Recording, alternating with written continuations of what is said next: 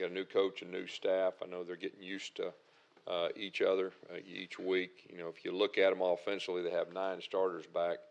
I think it really starts with their quarterback. He's 144 yards away from being the SEC's all-time leading rusher for a quarterback. I think that really says it all. It puts a lot of pressure on defenses. You know, he's a dual threat guy. They got some good running backs and a very solid offensive line with some receivers. Defensively, they have 8 starters back. Of course, we got a chance to see them in person last year. Very impressed with their front 7. Safeties are very aggressive. Right now, they're 8th in points allowed in the country, and they're 11th in total defense. So, offensively, you know, they've got a lot of scary weapons defensively. They're very good, you know, as a total defense. So, overall, playing a very good team. It's a tough place to play. You know, they have the cowbells and all that, and that's always a factor, you know, when you go there as far as the being loud. And it's a different kind of loud. You know, it's not just, you know, human voices and everything. That's really unique and different that you got to prepare for. A couple updates just from us. You know, Whitlow, Jack Driscoll, and Tega both went down with injuries Saturday and didn't return. I'll know more today, you know, after practice about their status. I do know all 3 are gonna try their best to play and be a part, but we'll know more about that after practice. With that being said, Bailey Sharp, you know, Calvin Ashley, Austin Troxell be ready to go at the tackle position, and you know, all those guys we have confidence in and have gotten a lot of reps and practice and scrimmages and everything that goes with that. And then, of course, tailback wise, Cam Martin, Shivers, Malik Miller, and Asa Martin. If Whitlow can't go, we'll all be a part and be a factor. But like I said, we're happy to be 4-1. You know, we're one really call away from being 5-0. So I think overall we're in a good spot. This will be our first road game, so to speak. You know, that first game was really a neutral site. So you know, there's nothing like the SEC going on the road with 70 of your guys. I know our guys are looking forward to it. In a tough place to play, but we'll be ready. Questions? As far as Cam Martin goes, how many carries would you max out with him? Would you just go into it with one guy and say we're just going to run him? No, I mean we'll go into it with you know, all those guys in mind. Obviously, Cam Martin will be the first guy out there, and we got a lot of confidence in him. If you saw him last week, you know, he ran with a passion and with a will, especially when the game was on the line, and protected the football. So we were very impressed with his performance last week.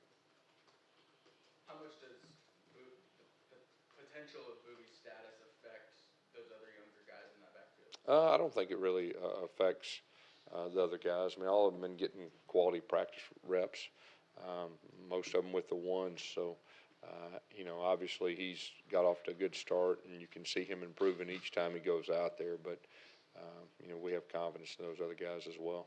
It doesn't seem like you made a change of center, and it may not be related, but that's coincided with the issues protecting the quarterback. Yeah. Is there any thought about going back on that? No, I don't. Right now, I mean, Nick's going to be our center again. I think more than anything is the cadence. You know, we had 4 false starts, which is obviously unacceptable, but you know, that's what you worry and are concerned about more than anything, especially going on the road. So we're going to have to do a really good job with the crowd noise and everything as far as our preparation. But, you know, anytime you have a new center, there's going to be a few growing pains. But one thing I'll tell you about Nick is, you know, he's tried to be very physical. And, you know, so I really think you'll see him improve.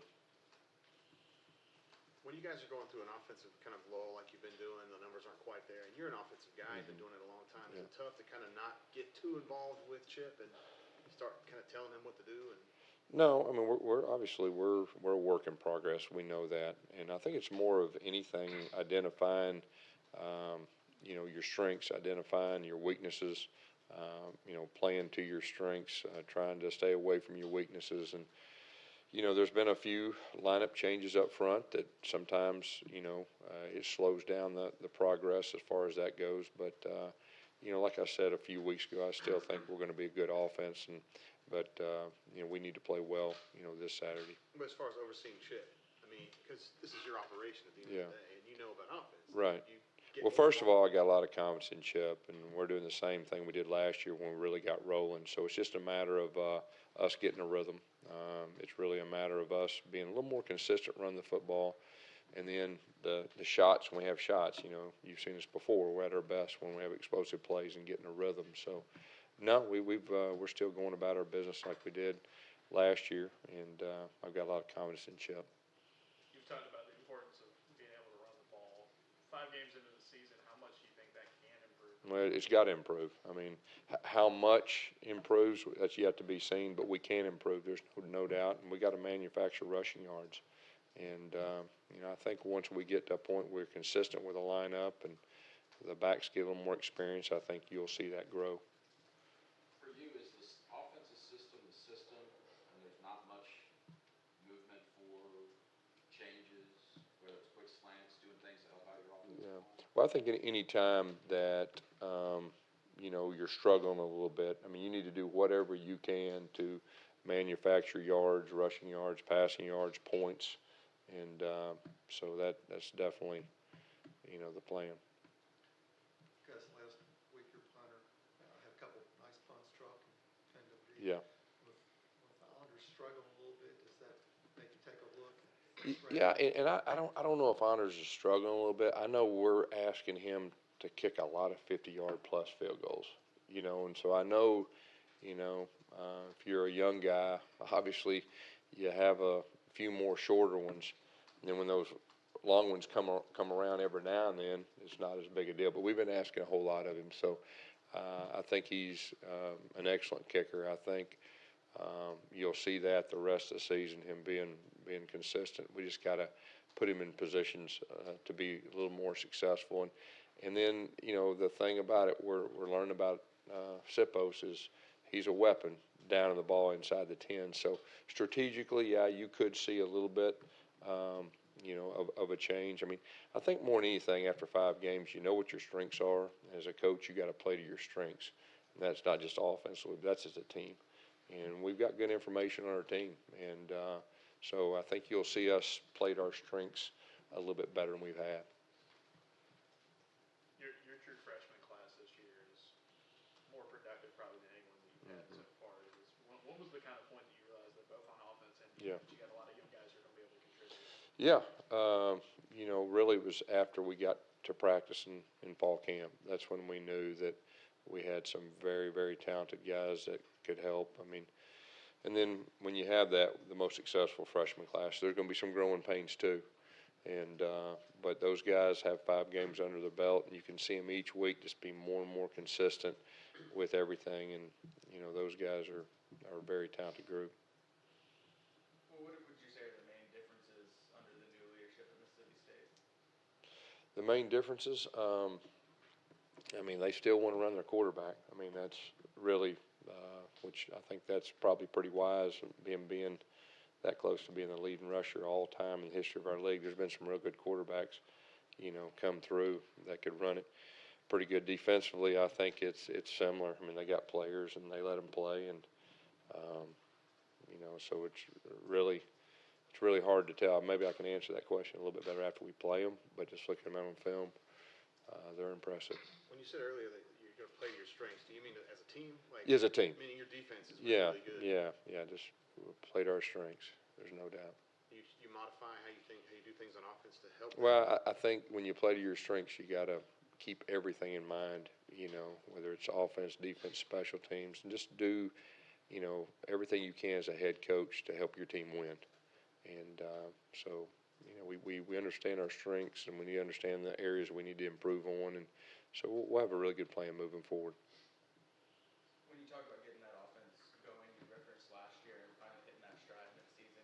What happened last year that you feel like you can apply to this season? Yeah, you know, I think more last year it was more of just figuring out the identity and the strengths that we had and playing to those strengths. And this year, just a little bit different, maybe because of inexperience, but we still understand pretty much what we have and what we need to play to. So, like I said, I think more than anything, it's probably just the consistency, manufacturing some rushing yards, and staying away from the negative plays. You know, we do know that we're not real strong when we're behind the chains. I think that's kind of a common sense thing that any average fan could see. So we got to do a better job of staying in front of the chains, you know, and so I think that'll be a good thing moving forward to do that. Considering how inconsistent you have been on offense and the blocking, and now the injuries you have up front, how concerning is it going against Mississippi State's defensive line, those two rushers they have to sweat? Yeah, I mean, we've got to do a good job with our plan and a good job with our scheme, because even if you have everybody healthy, I mean, they're one of the best defenses in the entire country, and they got a lot of confidence. They can really rush the passer. I mean, that's one thing that really stands out. They're good against the run, but they're extremely good rushing the passer. So we just need to have a good plan, you know, to help our guys out. Has Jared gotten better? Just in the second half, we saw finally stepping up in the pocket a little bit, not lowering his eyes when they run out and that pressure's coming. Yeah, I think it kind of works together. I think everything works together with quarterbacks and protections and running backs and confidence in each other, and it all works together. When you have a young center and you've had some false start issues at home, how do you prepare him for? Yeah, well, I think that's going to be a big key to this week. You know, how we prepare him with the noise and everything that goes with it, and the cadences, and obviously we can't go on the road and have 4 false starts. You know, and so that's unacceptable. But that was, you know, this will be his 3rd start, so I expect everything to be cleaner. Do you have to have a way, I mean, y'all and just about everybody in shotgun these days does the clap thing. If the center can't hear that, how do you deal with that? We do have ways to deal with it, but I don't want to incriminate us. Is it a silent count? I guess that's what I'm asking. It could be. Yeah, I don't want to tell Mississippi State what we're doing. Hey, we're going to raise our foot up, and you look between your legs and all that. I can't. I mean, we can't. I can't do that. How did Cam Martin do after contact against Southern Miss? I think he did a very solid job. You know, went through some holes, especially, you know, when we spread him out a little bit, and you know, a couple of those smoke draws. I thought he did a good job too. And you know, he ran with a passion, and the game was on the line, and you could really tell that he was trying to will, you know, will himself and will that offense to win. So that was real impressive. With Jared getting chased as much as he is and getting hit as much as he is, do you worry about him just kind of getting rattled mentally about the rush? Well, yeah, you know, and like, I think that kind of goes back to, you know, each game unfolds differently, and you know, we got to do a better job of not putting ourselves in those situations where, you know, we're having trouble with that kind of deal and running around and all that. Gus, did you see Cam kind of go back a little bit to his maybe style early on of being aggressive and not so much kind of, because he talked about in the spring trying to learn from carry on and be that patient guy, and Saturday looked like he was more first step gone kind of guy. You know, I think you're probably right about that. You know, KJ was extremely patient, one of the more patient backs we've ever had, and each back has their own style, and so, you know, he hit it. I mean, he bombed it, he hit it, went through some pretty small seams, kept his feet moving. So, you know, Cam's a very solid back, and like I said, I was very impressed with him Saturday. At this point, where's Harold Joyner in his development? Is he just getting started, or is Yeah. I mean, Harold's a guy that is going to be an excellent football player if he'll keep working and all that. You know, right now he's not in the mix as far as the ever down running back deal, but he has a bright future. Anything else? All right, thank you all.